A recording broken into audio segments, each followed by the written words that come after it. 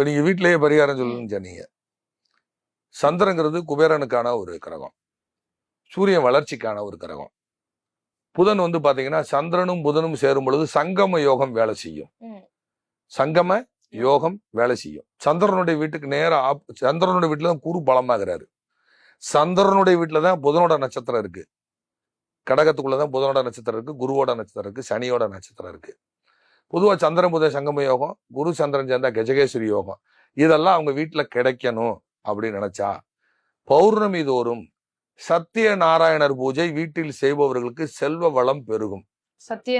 சத்தியநாராயணர் பூஜை இவங்களே செய்யலாம். இல்ல எனக்கு மந்திரம் சொல்ல முடியலன்னா பக்கத்துல ஏதாவது வைஷ்ணவ குருக்கள் இருந்தாங்கன்னா அவங்களை வர சொல்லி சத்தியநாராயணர் பூஜை அவங்க வீட்டில் செய்யலாம். செல்வந்தர்களாக இருந்தா செய்யலாம். இல்ல நானே மந்திரம் சொல்றேன்னா நீங்களே சொல்லலாம்.